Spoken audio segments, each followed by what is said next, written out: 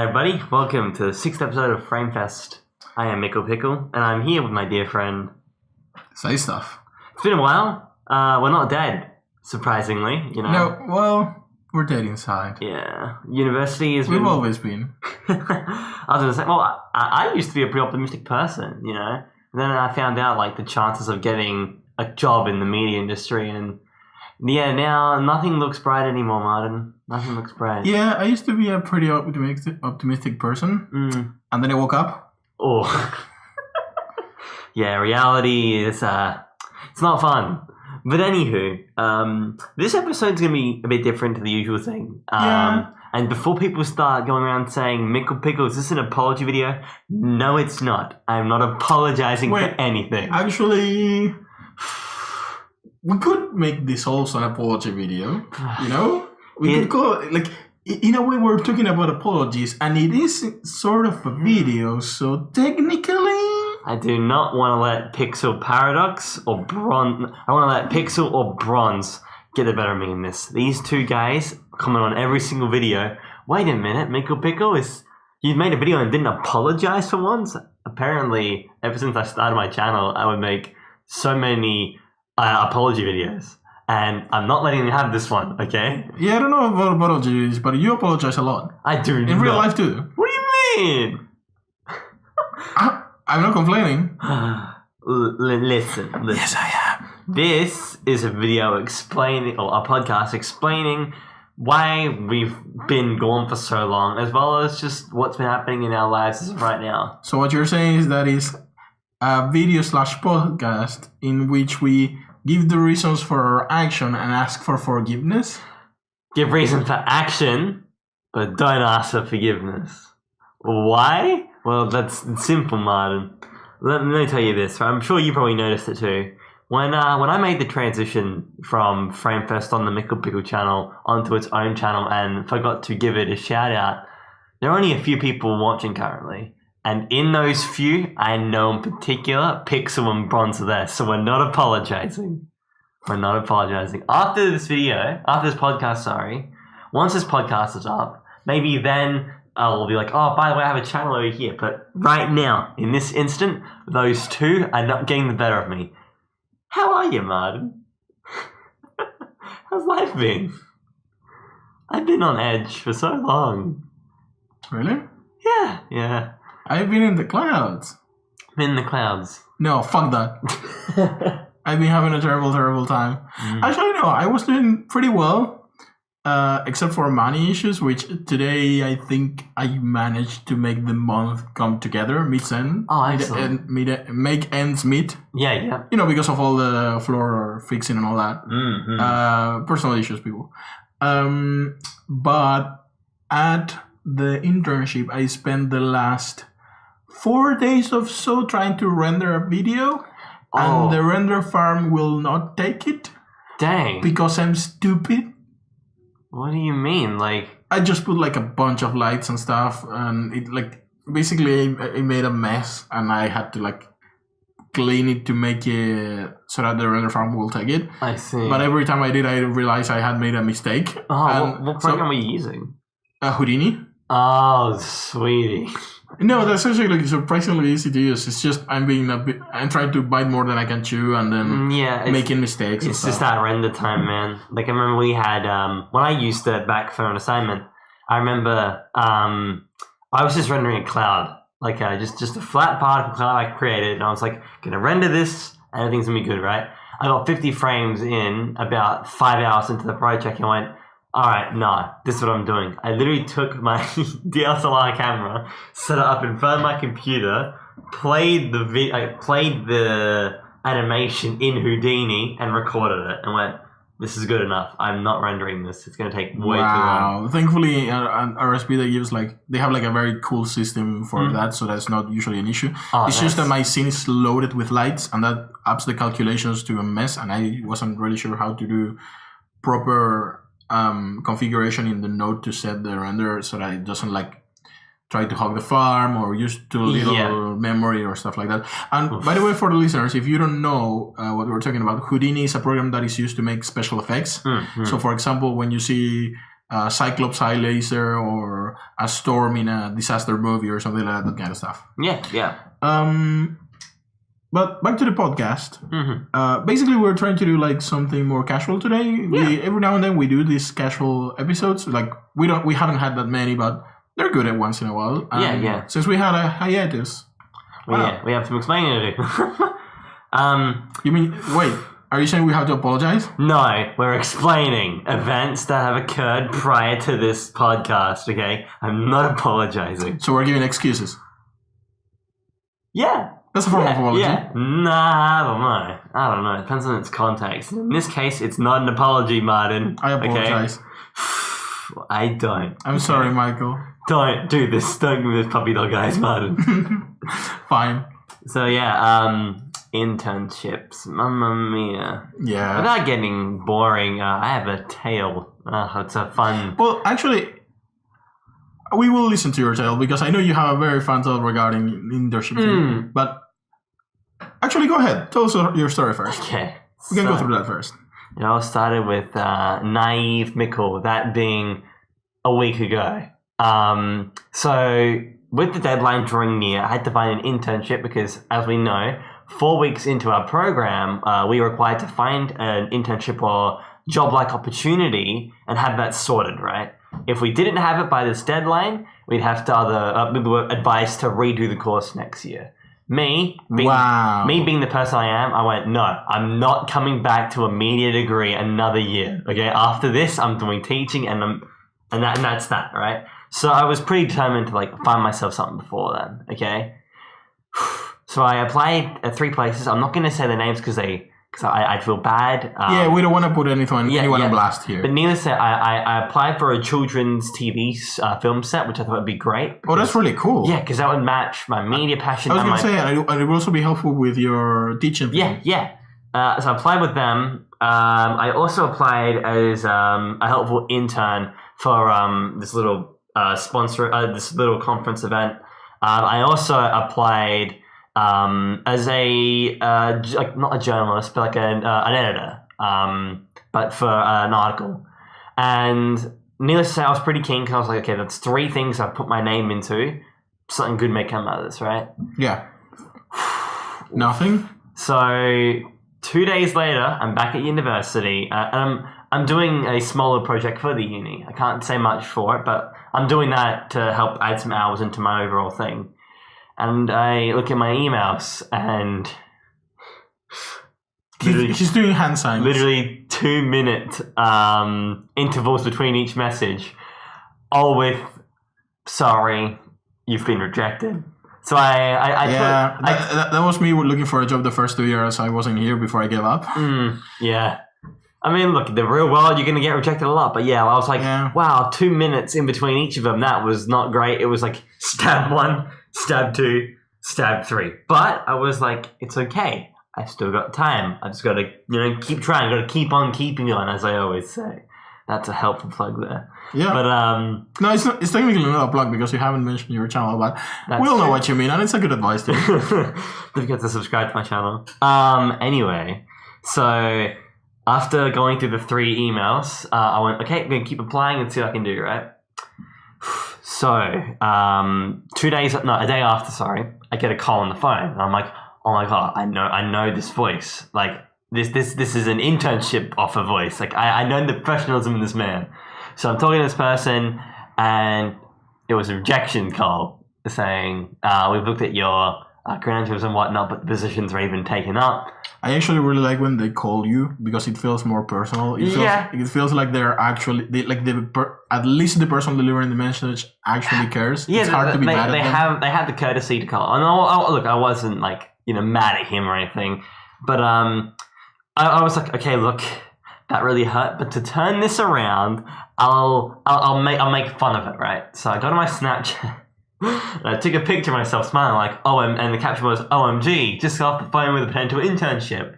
And I took a snap right after that saying, well, that's 4 rejections in a row now. People opened my story and they looked at the first image and would message me with the caption, congrats, man, like, that's great. And I always be like, guys, check the next image, please. And their immediate response was either, oh, I'm so sorry, or holy shit, I'm really, really sorry. You're an evil man. You're very, very bad. You know that? But yeah.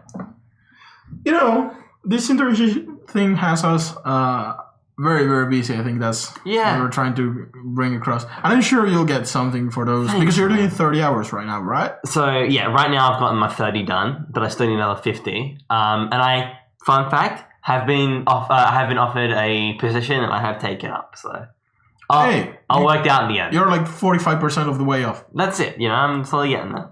Almost there. But the good news is that when you are this busy, it helps with one little thing that I really, really like. Oh, yeah? Which is, before you realize, a week has gone by and there's new anime episodes. That's true. And in all honesty... And also, how cool is that segue? That was a good segue. Honestly, I'm gonna give you props for that. Can we get a clapping sound effect from Martin? I mean, you're the editor, so you're okay. I'll do it for you. There you are. Thank you. I don't have to work on it. But now that I finished patting myself in the back, what do you think of this season of anime? Okay, it's up and down for me. All right, really? Yeah, because I believe some of the simulcasts. Wait. Is this related to the Tokyo Ghoul thing? No. I had my rant. I'm okay. Really? Yeah, okay. Look. You're free to have as many rants as you want, by the way. Yeah. No, that was. Thank you, by the way, for putting up with that. Same to everybody who listened. I was not happy. Stop apologizing. You don't have I didn't apologize. I did not. Damn it. No, I almost had him. Did I?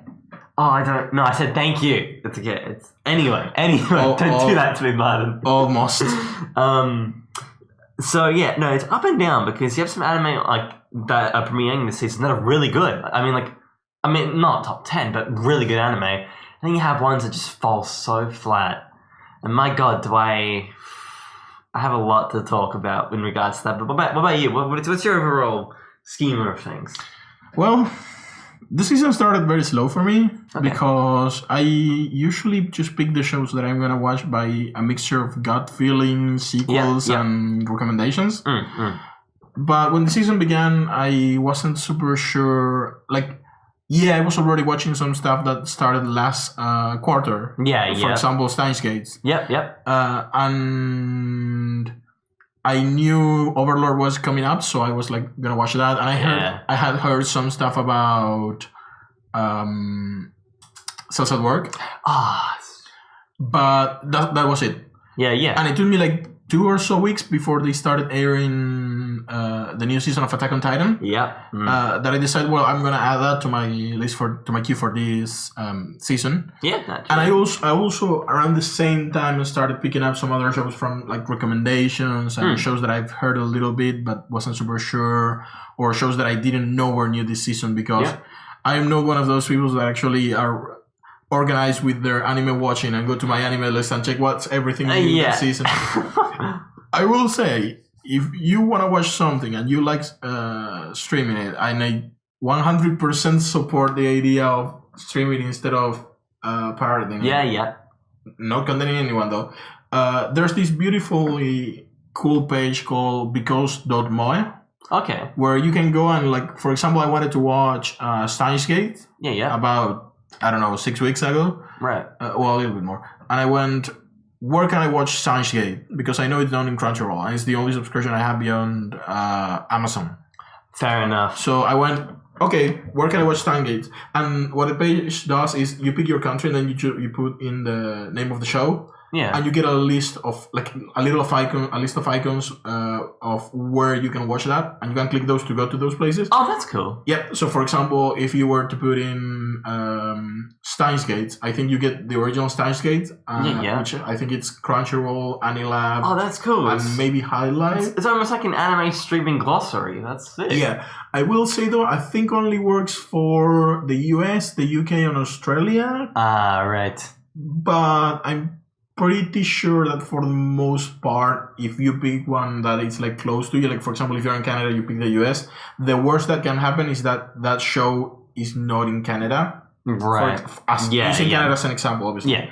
But no, because of that, I've had an Anilab subscription for like 40 days now. I just paid my resubscription. I kind of like it. It's not as populated by shows. Like, it doesn't have as many shows as Crunchyroll, but like, I'm watching Science-Gate. I got another option to watch Cells at Work if I get tired of the subtitles. Which, you know, in Crunchyroll they have this big text. Massive. walls. Yeah. No, it's almost infuriating. Yeah, they're not very well done. Yeah. I don't want to blame them because it feels like something related more to the show than to them, because you don't see the because that's a subtitle from something that was probably written there in the original show. Yeah, and you're saying that like you don't miss. They are. It's very likely that they are just taking the same room. Yeah. No, that's fair. Like, I don't know. The footage they have doesn't have the original writing, so anything could be going on here. But you know, like that's interesting because I literally just got Anime Lab a couple of days back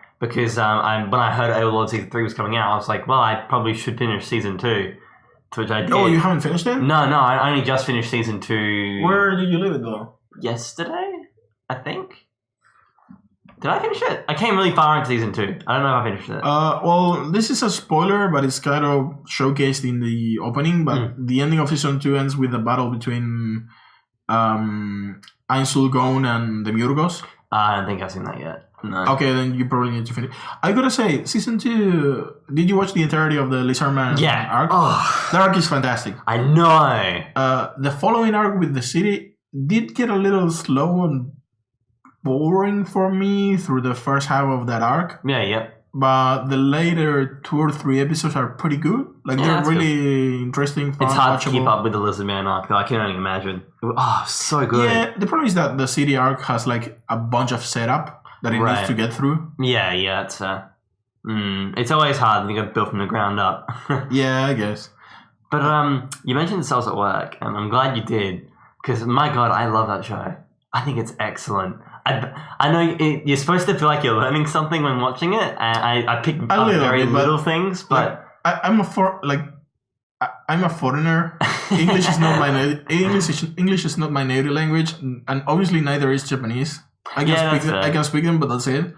But when they start naming the cells, I'm like, fuck, this would be hard to name if they were in Spanish, let alone this language. That's true. So I just skip over the names and read the sentences of the explanations. Yeah, that's what they do. Yeah, but like it's such a creative show, which is why I love it. Like, yeah, the way they interpret the different cells, the way they characterize them is really fun. Especially in the way in which they, I guess, not really animate, but the way in which cells correspond with each other. They like animate that friendship in accordance to how it works in the actual human body. Yeah. How certain cells are supposed to come together and do certain things. They're very clever. They are. Yeah. I just, it's really good. But I don't know if I definitely wouldn't say it's my favorite of the season. It's really good. No. Like, by no means. Like, it's not brilliant. By no means. Yeah. It's like really good, really fun, really cute, really enjoyable in a bunch of ways. It's also kind of charming and funny. Like when I cannot get enough of the white cells just going all psychopath and kill and stabbing stuff, just fucking dying in the middle of a conversation. You know, their beacon will go up and then like they're back to work. You know, it's excellent. But I'm curious, like, and of course, like the big elephant in the room, the Bloodlets are super cute. Like I could watch a show of just they're so adorable, man. Like the scene when they can't open the box. Yeah, and you have like them falling over in the background, and I'm like, grabbing the ladder. It's so cute. It's so cute. I'm never picking my scabs ever again. I'm doing it right now. I'm sorry. But I'm curious. What sort of stuff have you been watching? New anime, that is. Yeah, that's hard to answer because I've been watching mostly continuations. I have a couple. Like I've been watching Cells at Work. Yeah. Obviously, like I said, Overlord, Attack on Titan, Stargate, Zero, My Hero Academia. My Hero Academia. My Hero Academia is getting a little bit more interesting. Like it's like you can tell it's gonna get interesting in 1 or 2 episodes. Yeah. Also, fucking damn Mother's Basement for spoiling so much of this arc. Oh, for me. I didn't know. I wouldn't watch the video. Don't watch it. No, don't watch it. I got told at the start, like, if you haven't read the manga, like, there are spoilers here. So I was like, I'll leave that. Pretty much has spoilers from the beginning to the end of the season of the arc. Oh, sweetie! Like, insane spoilers, like really big spoilers. I won't open it. And obviously there are spoilers. You can maybe get some of them watching the OP, but it's very unlikely. Yeah. Those are my continuing shows, and I'm watching originals. I'm gonna cheat a little bit and open my page here. Hopefully we don't get any YouTube videos automatically playing. You can always try a live chart that just has everything. Yeah, that's true. There's YouTube. So I've been watching Salsa Works, obviously, and I also have Asobi Asobase. Watch of fun. I haven't started watching that one, and the same goes for Angels of Death. I know that show has like a special meaning for you. It's okay. I'm not mad. I'm fine. Don't worry. In a minute, you'll get to gush to us about that show. I can see. I've been watching Planet With. Yeah, that's probably my highlight of this season. It's excellent. It's really good. It's one of those shows. It's one of those shows that you can tell it's good because when they should not. This pisses me off that this has become normal. Mm-hmm. When most shows would start doing exposition to explain to you the world, they just show it to you. Yeah, in very smart ways. Whilst in this case, yeah, it's like you're kind of in a world. I mean, you are in obviously Earth itself, but it's like it feels kind of different in the sense that like you don't know everything. There's a bunch of weird creatures that inhabit it with the word P on their body or whatever. It's weird, but it's cool. Yeah, it's really weird. It's so cool though. The thing I would compare it to most is Punchline. Yes. Because it's so crazy and zany in a way that is very intentional. Punchline was a lot more Gainax than this. Mm-hmm. But everything makes sense. Like the more they reveal, everything has like a meaning and a sense that fits perfectly. Yep, and that ambiguity is also a big thing too. And only like 4 or 5 episodes in, the story has already advanced a lot. Yeah. So I'm really interested to see what happens. No, I'm glad you're watching it. It's really good. Yeah, I really like it. Best recommendation of the season by far. Okay. I'm also watching, and I'm gonna count this as a new series, even though it's quote unquote a spin-off. Mm-hmm. And I'm also gonna take the opportunity to gush about its original material. Mr. Tonegawa's Middle Management Blues. Okay. And is that... Sorry, Mr. Tonegawa's Middle Management Blues. Is that from Kaji? That is a spin-off from Kaiji! Yeah, it is. Okay, I haven't seen it yet. I've heard good things. The Management Blues is really fun, mm-hmm. But I feel like most of the fun you get from it is the result of knowing the original material. Yeah. Not because it's referential, but because of the style and things. But I really recommend Kaiji. It's like really good. I've heard so many good things about it. So if you don't know, Kaiji is basically about this story about this guy, which is like just a random guy about our age that doesn't have much going. He has like a very low-end job at a mini market. I think he's very unlikely to keep jobs. That's his issue. And he does like vandalism stuff to like steam off and stuff. And one day he inherits a debt to loan sharks. Oh. So what the loan sharks do is, okay, this debt is impossible for you to pay. We'll give you an opportunity to clear it. So he gets enrolled into not necessarily a death game, but like a crazy gambling style game. Yeah, let's say commemorate that bad stuff happens. Yeah, in which he can clear his debt or increase it tenfold. And then from there, the story starts escalating and he becomes both more and more indebted and starts taking on crazier and crazier tasks to... Yeah, not necessarily tasks, but gambles. Yeah. And he also starts like getting addicted to the idea of gambling. But it's really fun. Like he really gets into a lot of trouble and he doesn't always get out of them. So like the stakes are really real for the most part. Oof. Like I had moments where I could guess how it was gonna end, only because I was proactively being skeptical because someone told me that you couldn't like guess it. Right. And I still got it wrong a lot of times. Yeah, rightio. Like it's really fun and good. I definitely give it a shot then. I highly really recommend it. And I don't think you need to watch it to watch Mr. Tonegawa's Middle Management Blues, but there may be jokes that You better appreciate if you've... Yeah, or maybe they're not your style and it's like an acquired taste that Kaiji's story does a better job fitting to you because they fit a serious show a little bit. Yep. Because what they do is they use that same zany, exaggerated, serious style for the things that are jokey. Yeah, yep. And that's kind of like a little bit where the friction and the comedy comes from.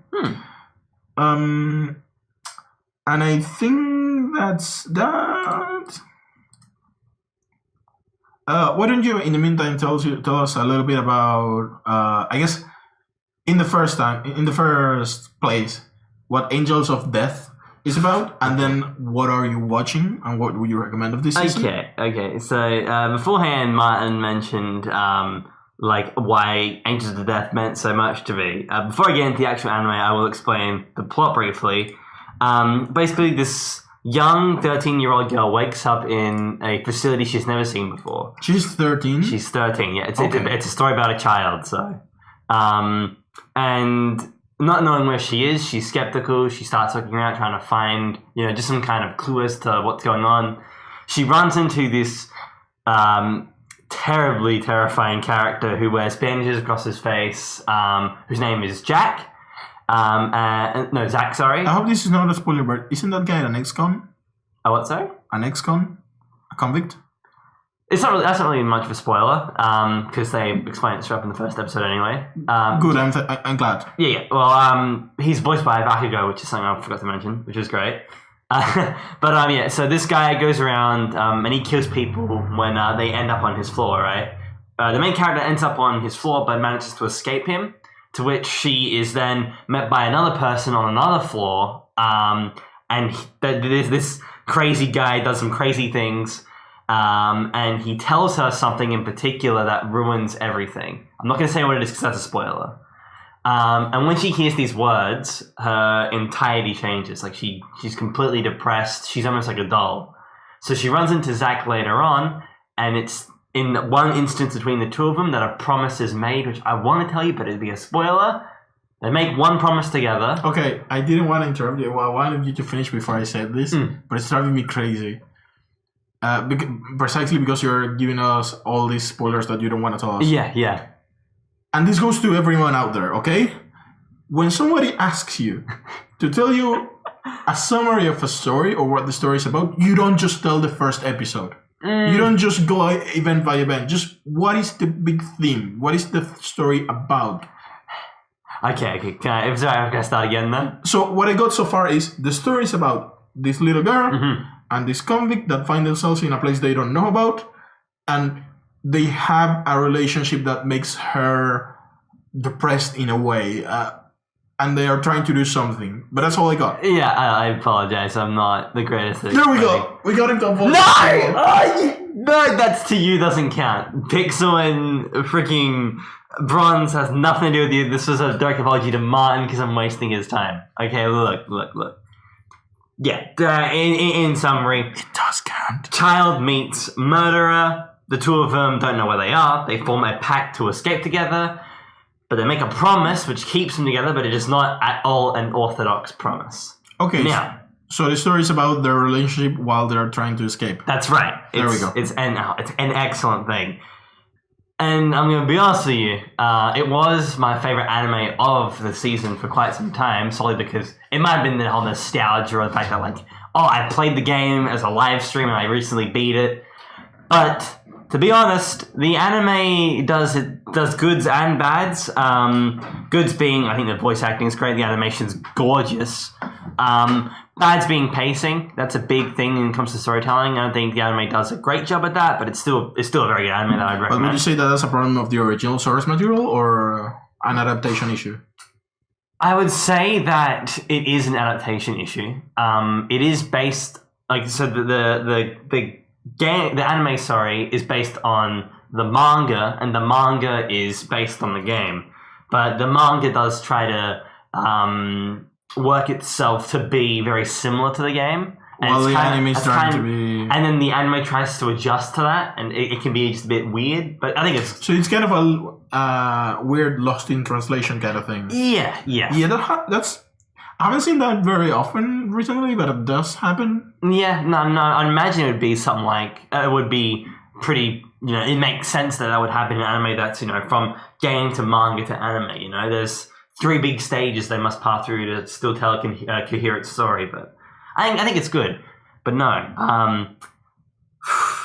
I'm watching this show that I'm absolutely in love with, called Banana Fish, which I cannot stress enough how good it is. Okay, now I know if people have heard of it. Here comes the disclaimer. I know people who have heard of it been like, Michael, I bet you watch it because there's gay dudes in it. First things first, okay? When it comes to LGBT subject matter in anime, I've always strayed not because of views or whatever. If you like chicks and you're a chick, that's fine. And I think this is a good opportunity to say everyone's welcome here. Yeah, that's it. We don't discriminate, and we're cool. That's right. So long as you don't whatever inclination you have is fine, so long as you don't hurt other people. That's right. And Michael is a trap. It's true. But I've always been in anime. I've always been. The problem is when they try to showcase something that I'm not going to say defies the norm, but goes against traditional romantic storytelling, right? Usually they bombard it, they throw it in your face. An example being Yuri on Ice, right? People argue, oh, it's pretty subtle here and there. Yeah, now that the dust is settled, this is like the O.J. Simpson case. Now that the dust is settled, I feel free to say Yuri on Ice, story-wise, is not good. The plot is very wonky, at least in terms of romance. Yeah, that's it. The sports element of it is sort of well done. It has some problems, but for the most part, it's pretty good. Yeah. I'm not trying to say the show is bad. I still think it's a 7 or an 8. Yeah. I just don't think it's the massive masterpiece that some people think it is. Yeah. I just don't think that it properly showcases a close boy on boy romance. I just don't think it does. I don't think it does that justice. Right. I want to point out that the just so that people don't get confused, the boy and boy part of that is not necessarily a romance is a romance no matter who's in there. Yeah. But and I get that the point of the show is more a sports anime than a romance anime, and I am happy with some of the romance elements that happen on it. Yeah. It's just that I wish it wasn't so platonic. It tries to be both platonic and actual romance at the same time. Yeah, and it kind of just falls on its head in doing so. Yeah, a little bit. There's that kiss scene that suddenly is not acknowledged by anyone, and you're meant to think what did they actually kiss, or was that a camera trick, or is that something one of them imagined? Because no one ever acknowledged. No, that's right. Yeah. But the thing is that what I think Banana Fish does really well is it has these 2 characters from 2 different parts of the world, right? And when they come together as one, they're forced into a situation where they're going up against gang members. Their life is on the line. They have that connection. They got to trust each other to survive, right? But it doesn't feel the creators just throwing this in for the sake of fan service or whatever, right? It's so subtle. It's part of the story, and it's motivated. That's what I like. An example, there was one scene where the 2 of them kind of kiss. Correct me if I'm wrong, but we're getting a territory here that we're not super familiar with. But, correct me if I'm wrong, but Banana Fish has some BL pedigree, right? Wait, sorry? But Banana Fish has some BL, boys love pedigree, right? It's an adaptation of one of the original boys love stories, or made by the creator. That's right. No, you're right. Like that? Yeah. The original manga was not one of the first BL, but it was one of the most popular BL. Yeah, basically it helps establish the genre. Yeah. Yeah, that makes sense. But no, there is a scene where the 2 of them do have that one brief moment, but it's not. It's motivated by one's in jail and one person needs to pass a message on. So. Classic trope, hide something in your mouth, and then, through an exchange of a kiss or whatever, transfer that message through. And so, then, on the other side... In what universe is that a classic trope? Have you not seen freaking Men in Black? When did that even happen in any of the Men in Black? In the third one, I would say the least popular one. It happens in that one. Yeah, that happens to With be the Kim one that I did watch. Kardashian, and yeah, it happens. It's used a lot in jail film, but no, like it was done with motivation. It wasn't just like, by the way, he's gay. You know, like here's a kiss. Yeah. I'll be honest with you. It does sound like a plot artifact to me, just to have them quote unquote platonically kiss. Mm-hmm. But like it's a context thing, so I do like the idea of things being imploded. Yeah. At least. Yeah, that's it. And like everything in that anime feels right. The soundtrack is amazing. I would say that its OP is the best of the season. A lot of people would disagree. Whoa. I would say it's the best OP of the season, hands down. That's a bold claim. It's a jam though. Like holy crap, is it good? But no, like it also portrays New York in a more realistic way than Kekai Sensen did, but not in a funner way at all. Yeah, but Kekai Sensen is like purposeful. Yeah, look, I mean, you're merging the outer world with Earth itself. You know, you have like a coexistence. At one point, we need to do a special in Kekai Sensen. Sorry, it's such a unique job. Yeah, there's so much to talk about. I can't even talk today. Yeah, that's alright. But yeah, like Banana Fish just has this style and this aesthetic. Like it portrays gang violence really well, drug use, and it's a very mature show. By that, it does cover things such as child pornography. I was gonna say, are you saying that like as a warning or as a selling point? It's a warning, but also a selling point because like it's proving to you like, you know, like this is intense subject matter. It's heavy subject matter, but like it's important. You know? Interesting. And it does it really well. Like it handles things like, and it's gonna sound so weird, but like we're getting a bit mature here. They handle things like rape, child pornography, slavery, and stuff like that really well. Like they do kind of censor, but they also do kind of show it to you as well. Like they're not afraid to be like, no, like this is that world. This is what they live through, but they don't like explicitly show. You know. You piqued my interest now. Actually, it's really good. It's really good. I have it like on the back of my mind. It's one of those 2 or 3 shows this season that I'm not watching, but I have like present. Yeah. And I think I'm gonna wait until it's not finished and we watch because it feels like the type of show I would just binge. Yeah, no, it's definitely something you can just sit through in one sitting. Yeah, and it could be wrong. Like that's happened several times. Yeah, but you know, that's fair to wait. So, if you had to pick the best show, or more specifically, what you think will be the best show of the season, what would you pick? Of this season?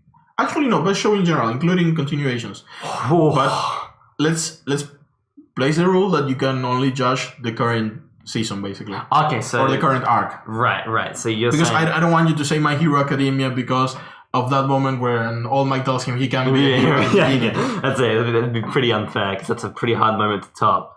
But you're saying for this season, though, correct? I mean, I don't know. They topped it pretty well when... I don't know if topped it, but they...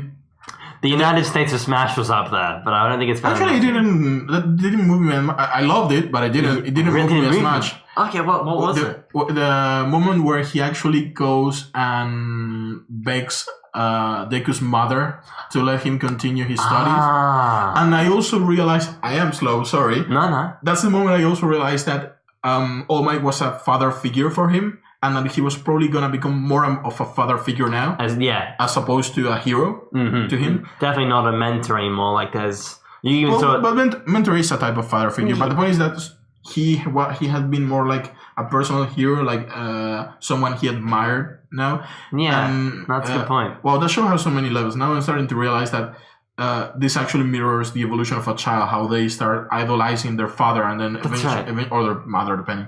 And then eventually they start realizing they are a human with flaws and they become like someone bigger that they can be proud of. I think like the biggest topic for My Hero Academia, or the biggest thing they relate it to is, you know, the development of children. Like the stages that we go through. Yeah, growing. Growing. Yeah, like the transition from child to teenager to adult, like it's that whole cycle. Like the show does a great job, and we've spoken about this before. But the show does a great job of dealing with what a hero really is as a topic. But they also do such an amazing job at portraying these people as children and portraying their growth. So much so that when they said it's only been 4 months since the anime started, I'm like, fuck that. No, you're right though. It's excellent. But now, so back onto what we were mentioning. Back on topic. So you're saying for this season, though, correct? Yeah, what do you think it's gonna be the best show, or at least so far your top recommendations in this season? Okay. Continuations included. Okay. Whew, Tell you what, top 3, but in order. Top 3 in order. Okay. Oh wow, it's still really tricky. All right. I'm gonna throw Angels of Death my third. Okay, we're going backwards. Yeah. So great show. Pacing issues, sure, but I still think it's got an excellent story that I don't think anyone should miss, despite minor flaws in the anime. It is very edgy, so I get it's not everyone's taste, but like it is a very good story. It's a very good story. I mean, so far I've been thinking, whoa, looks really edgy, but on a surface level. So I am willing to be wowed, if that makes sense. Well, yeah, like it's definitely edgy the whole way through. Like it's not a very happy tale, but it's also not a very it's not a fortunate tale either. It's the connection that the two characters have that grows over time. That's what I believe is like the biggest selling point. It's worth the watch for those two. Considering how quickly the game went from small indie game nobody knew to manga to anime, I would assume there's something there. No, there's definitely. Number 2? Damn it. Did you shoot yourself in the foot by saying Angels of Death number 3? No. The problem is 1 and 2.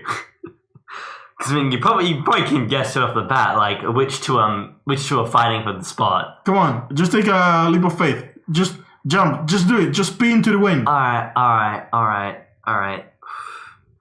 I'm gonna throw My Hero Academia in second. Just after last weekend, we had a very heated discussion which Michael sustained that it was top 3 anime of history. It is, but just because it's not. It is. For me personally, it's definitely up there. The reason why it's not the number 1 thing here is because I'm comparing its current arc, to the entirety of Banana Fish. And I've got to admit, Banana Fish just does so many things that I've never seen before, done exceptionally well. Interesting. So I'm going to give Banana Fish my number 1, My Heroes number 2, Angels of Death number 3. I did not expect to have this heartache in my head hurt so much when coming here. I was not expecting this intense question. See? My Hero Academia is not even top 3 for me this season. What? Yeah. Alright. Go on. Number 3 is a little bit fought over. I'm gonna cheat again and open the list of things I'm watching. And I'm gonna say that number 3 I'm probably gonna give to... I'm also surprised you haven't watched Hanebado. I would have thought that's right up your alley. It's really good. I haven't started yet. It's one of the ones that I'm like keeping on the back. Definitely give it a shot. It's amazing. You can tell us about that in a minute. Yeah. I'm gonna say my number 3 is Cells at Work. You know what? That's fair. For the record, the honorable mentions were Tonegawa's Management Blows and Overlord, but I think Overlord needs to get a little bit farther into the season to get really, really great. Yeah, that's fair. My number 2 is... I'm blanking right now. I know it's hard. No, it's not that. I forgot. I had it and I forgot. Oh, there we go. I remember. Steins Gate Zero. Okay. If you've watched the original Steins Gate and remember, which you probably don't, everything that made that show great, this new spin-off, I think it is. Yeah, it's alternative ending. I'll get to that in a minute. Yeah. It's definitely just as good in all of those aspects. It's also better in some of the character interpersonal interaction aspects. But it doesn't have as much of the convoluted time jumping. Okay. But it still has some of that in terms of logic. It's really, it's fantastic. I highly recommend it. Yeah, well, I'm watching I'm watching the original series right now. I'm a friend of mine. Oh, it's really good. It is very good. Of all the semicolon shows, it's definitely the best by far. It's excellent. Excellent. And obviously, number 1, you may have guessed it, is Plant With. So far, so good. I thought you would say it, and I don't having against that opinion. It's really good. I may have way too high expectations and end up like crashing and burning, but I really expected to have such an ending as spectacular as Punchline, where suddenly everything fits in a fantastic way. And my God, did Punchline do a good job at that, man? What a show. Regarding the Steins Gate thing, I forgot the question. So like I said, it's an alternate ending, and you said we'll get to that later. That. So most reviews are going to tell you that it's something that happens in one of the different timelines. Okay. Because at the end of the show, he does something and switches from a timeline to another one. I'm trying not to give spoilers. Yeah, no, it's nice. And this story goes. This story starts as if he had not done that. But because of how the ending, and keep in mind that I haven't watched Steins Gate in many years, so I it's foggy my memory. Yeah, that's fair. Depending on how this season ends, it could just be that it is the same timeline because of how the plot works. Okay. So. And what a revelation that'd be. Yeah, I feel like we should probably have this discussion again after you finished it, because for sure. I'm happy giving the audience a spoiler warning and then telling them to jump forward. Yeah. But I don't want to spoil it for you because you have to listen to whatever I say. Yeah, that's all good. You have to, Michael. I'll definitely give it a watch. You have to. Because I'm watching the original series with a friend of mine because we heard great things about it. And I'm only, I think, 11 episodes in, and I think it's excellent. It's fantastic. They handle the subject matter of time travel really well. It's, in terms of anime, possibly the best time travel story.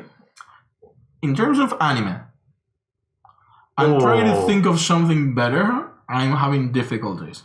I don't know. Gunbuster's really good. But Gunbuster, is really time travel? Because it's time dilation. Even if we count that, I gotta admit that Gunbuster is up there, but Steins Gate is better. Yeah, no, that's fair. At least in terms of plot. And I guess you can't really say ReZero because it's not exactly time travel. It's more. No, but I would count that. I would count it because there are so few stories about time travel. Mm. And again, ReZero is up there. Oh yeah, for sure. But I still think Steins Gate is. Now it's a little bit more difficult because I feel like Steins Gate is a little better in terms of plot. Right. But the themes of ReZero are so beautiful and so well done. And the character, now I'm a little bit conflicted. ReZero could be better, but the time travel itself is handled way better in Steins Gate. Sure.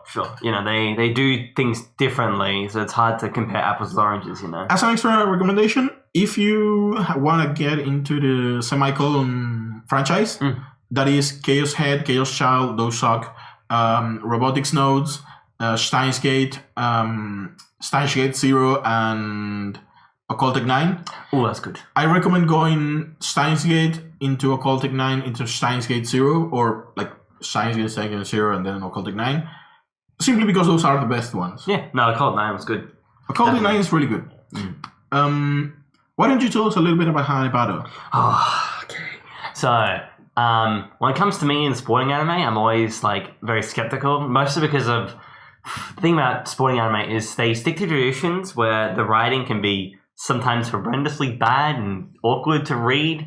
But in Hanebado, it treats the sport of badminton as a segue into proper things personal attachment to parents and friends and whatever. It explains convoluted subject matter and through sport, and I think that's how you.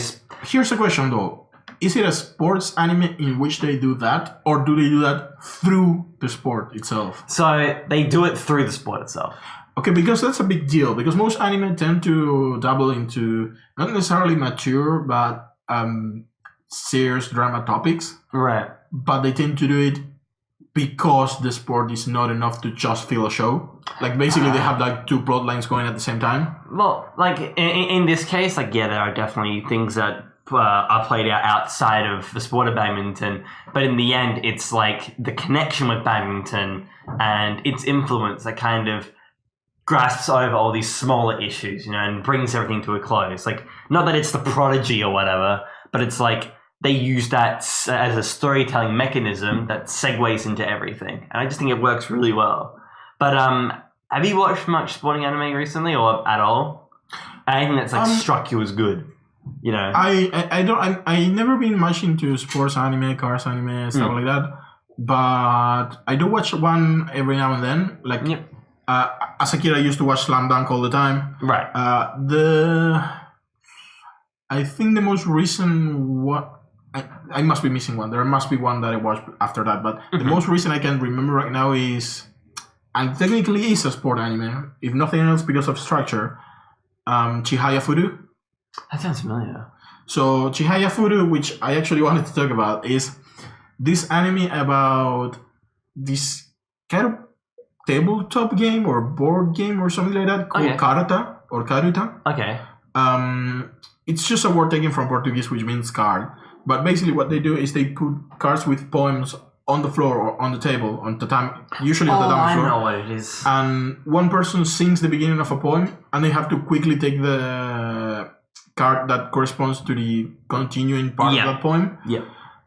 And it quickly becomes a sports anime because they start playing it competitively, which means like it's no longer about remembering the card. It's about who has the fastest reflex, who can pick the card faster. What are technical regulations about it? And it's really good. It's really good. It's really good drama, and it has such a wonderful theme song. Like so much so that between this and Yume no Nakae, the ending for Karekano. Yep. I like those are the only songs that I've ever heard that make me wanna learn guitar just to be able to play them. That's fair.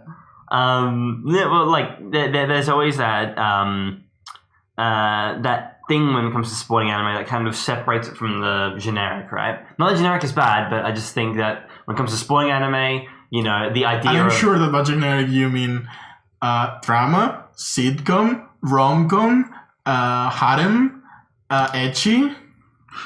Moe blobs? So many. God, don't get me wrong, there are some really good Moe blob anime like Keon, but God, I missed the era before Haruhi. I just missed the time where, like, you know, more contemporary anime would stop trying to play on ideas that worked once upon a time and not try something different, you know? To be fair, though, we are in a golden era now. We've gotten past all that. Like, I don't know, we have a second rendition of guy goes into fantasy world with his smartphone. That's true. That's true. But even from that, we still get like 2 or 3 really good shows a year that are subversions of it, like That's Overlord. True. Just look at Overlord. Yeah. No, you're right. You're right. But in regards to the I gotta watch Danmachi. Which one? I gotta watch Danmachi. I just bring it too. Is it wrong to pick girls in? Yeah, it's wrong to pick up girls in dungeon. Dungeon. No, that's a great show. That's a very. I haven't watched it. I never quite got what the popular opinion about it was. So it's always been like in between trapped in a limbo in between anime that it's supposed to be garbage and anime that's supposed to be recommendable. So I never. And that's probably a fault on me. I should have just watched it. Well, it's. I'm not going to say anything in particular, but I will say this: like, it's the classic from zero to hero story, you know, and it's a nice story. But with regards to the sporting thing I was mentioning, the anime I've watched prior to Anibado was called March Comes In Like a Lion, which is my favorite drama anime.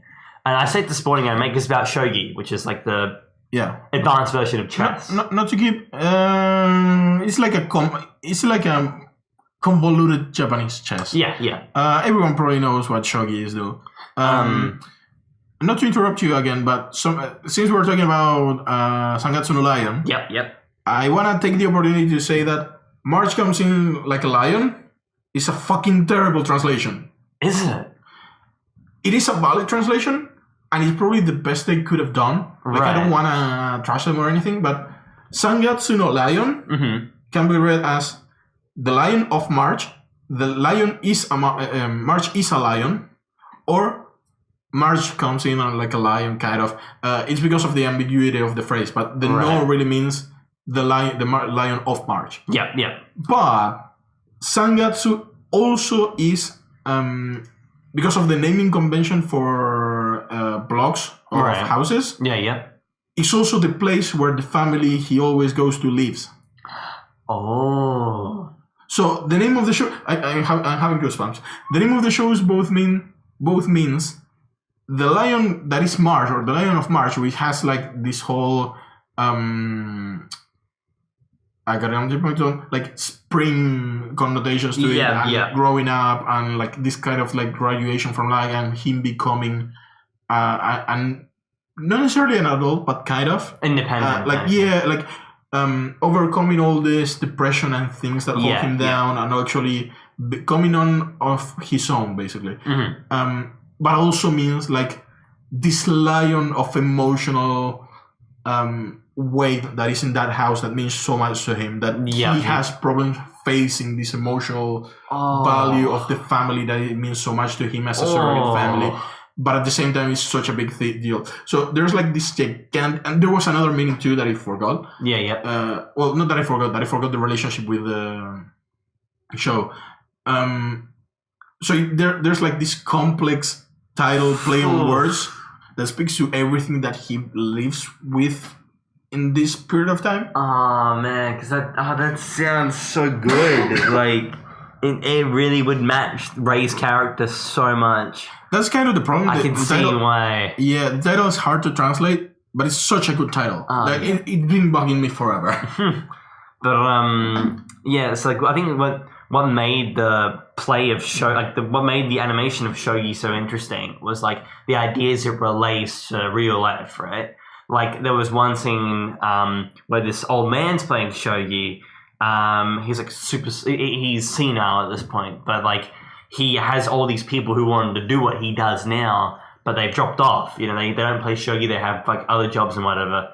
And it's visually presented with these white strands that follow this character, and they all start holding him back as if he has to join them, you know, drop Shogi now because like... it's got a lot more metaphorical. It's gorgeously well done. I watched the first season, and it was a lot more passive in its metaphorical animation. Like something like that in the first season would have just been the character sitting there in a pose that conveyed that through body language, and not really all those metaphors. Not as symbolic as like not as visually drawn out. It takes us from the board of people just playing shogi, thinking, drinking and doing their usual thing. And would you say that it's more of a sports anime than the first season? Because I don't know if I would qualify the first season as sport anime solely because I'm not saying that shogi is not a sport. It definitely is.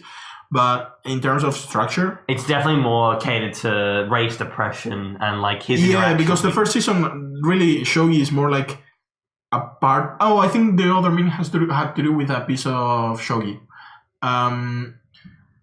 It's definitely more catered to the characters, and it's not so much about like the plot elements of there's gonna be a big tournament, he has to win, all those pressures that usually come with the structure of a sports show. It did feel like the show was starting to go in that direction, but I haven't watched the second season yet. Second season is literally a shogi tournament arc. So like it flat out like tells you, this is a drama, but like shogi's mega prevalent now, And I think the reason why I love Hanebada is because it reminded me of that, because like it uses, again... Finally, we're back to Hanebada. Yeah, I'm saying it uses the sport to facilitate these ideas, and it does it in a really creative and visually stunning way. Like, my God, the animation in Hanebada was... I cannot put it into words. I get goosebumps when I see it. No one near as good as an example. I saw Attack on Titan Season 2's newest episode yesterday, and there's this one scene with Levi, and he's like doing all this like maneuver gear stuff, and there's like this one shot take of him doing a bunch of crazy parkour stuff with a camera that's just one camera that's moving around with him, not cutting or anything. That was absolutely bang. Yeah, Attack on Titan had some. I know you're talking about Hanebada, but because of the comparison, Attack on Titan has had some very insane Sakuga this season. Not that they're a stranger to that, but like watching the one of the episodes from this new season, which has the weirdest opening, I suddenly felt for the first time that wow, it would be a really cool show if there was a spin-off where we just watch people fight each other with these grappling hooks. Yeah, that would be great. I mean, well, I'm not going to spoil anything if you haven't seen it, but like in an episode, you kind of do see that. kind of. Yeah, and that's basically what I was thinking. But like that visual track was gorgeous. You know, like Hane Bado's consistency, I think, is one of its big points. Like they make badminton look super duper fast and crazy. But welcome to sports anime. Oh, it's excellent. Oh man, they'll make minor cuts everywhere. Like you'll have one scene where you would just see a shot of someone sneaker turning, to which you'll like track upwards to someone's leg, then to the bat, then to the eye, like all in 3 seconds, and it does it so seamlessly well. I just can't. It's so good. He's crying now. It's amazing. I wish people would stop laughing at me when I'm like, you should watch Hane Bado, and they're like, what's it about? Badminton. Yeah, sometimes it's hard to recommend anime. Anime is so hard to recommend for so many reasons. Yeah, I mean, I'm in a proper volleyball team, and I'm trying to suggest the volleyball anime to some people, and they still won't watch it. I still haven't watched Haikyuu. It's so good. It looks so good. Every time I see like scenes from it, I'm like, wow, this anime looks fantastic. Oh, it's amazing. It's only one of the few anime that have made me, and I'm not afraid to admit it. Okay, in front of my small little audience here. Okay. One of the very few anime that's made me literally stand up from my chair and go, yeah! Why is that something you should be apologetic about? Not apologetic. Damn it! Not apologetic. Why is that something you should be worried about admitting? Like, I cry every 3 days watching anime. Yeah, but like, crying's a normal with anime. I mean, Violet Evergarden, thank you. Since when did the world become so that you have to be ashamed of standing up and screaming yes, but not of crying? No, it's not that. It's just more like... Oh, fuck. Why do you have to remind me of Violet Evergarden? Sorry. But no, that show is so cool. It was the context in which I went up and went, yeah! So stupid. What was the context, Michael? You have to tell us now. So there's one scene where like there's this sorry, it's there we go. Okay. There we go. No, yeah, I'm talking to you. You said talking it. To the editor. No, you said it. Okay. There's this one scene where the So what you're saying is that it's like Dark Souls. You can't make that plug. Damn it! You can't make that plug. I was thinking about it today. And I'll get there. But I had one today and I forgot. There's this one scene where like an amazing jump serve is done, and like the ball is really really close to the ground. Like it's a minuscule difference, and the receiver at the very back is like, oh my god, like he's Haikyuu. Yeah. He's like, I can see the ball is like literally about to fall, but my body can't move. I don't know what's going on. Like he has that like adrenaline rush that like kind of acts on reflex, right? And I scream because literally a second after you see the ball go back up, and then you cuts to him with his foot on the ground like that, knocking with his feet as opposed to his hands. Isn't that illegal? No. You can kick a ball in volleyball if you really wanted to, dude. Indefinitely? It's legal, yeah. You just don't catch it. There are people who have saved the ball by kicking, who headbutted it as well. I knew headbutting was legal. Like I've only played volleyball in like middle school. Fair. But I knew headbutting was legal, and I knew there were scenarios where you could kick it, but I thought it was like once or not more than like you couldn't kick it twice in a row or something like that. No, I don't think so. But in his case, he was receiving the ball and his reflexes kicked in, so he like immediately moved his foot so it would bounce the ball out. That had me screaming. I was gonna say it sounds like a very plain scene, so I'm pretty sure that the thing that got you there is that they made a good job in managing the tension, because that's pretty much what that kind of is. Wow, you should see her for it. Oh, the goosebumps, man! That anime is another level. You have to watch it, Martin. What I was gonna say is that today we were talking about tip of my tongue, Planet With. Yes. And the thing that we mentioned is that what they do is that they don't tell you things. Mm-hmm. They show them to you, and they avoid exposition, and they make you kind of take guesses up, similar to what Darling the Franks did in the first 15 episodes. When it came to world building, which was that show don't tell principle. Yeah, and not just show don't tell, but rather make you ask yourself questions and figure them out, and tell you the story that way, which is something that is kind of like Dark Souls, because they actually do that, and I got there. That's all I wanted to say. I got there. Man, we can't keep doing this.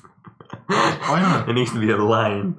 I haven't even talked about Made in Abyss, and you're already jumping onto Dark Souls. What did I do to deserve that? Yeah, I don't know, but you better not spoil me what happens once they get like on lower levels, because I really want that fucking second season. Oh. And I really also want, not as much, but I still really want a second season of Amagi Brilliant Park.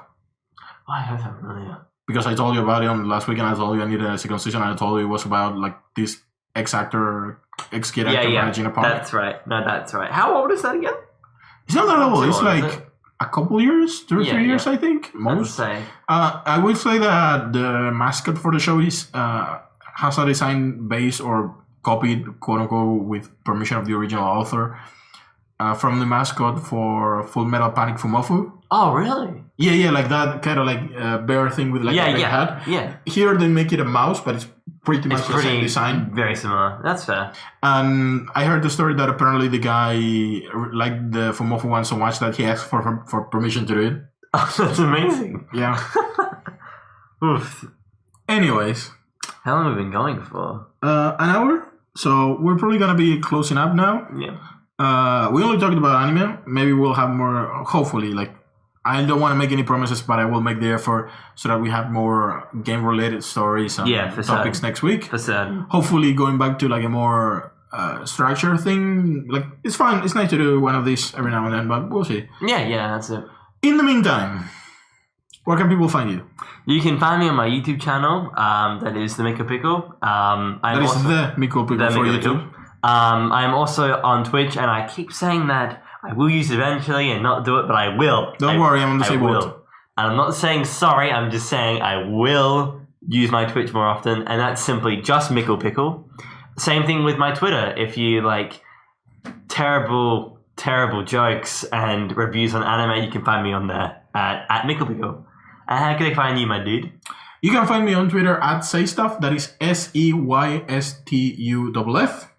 And you can also find me with the same tag on Twitch. So that is twitch.tv/SayStuff.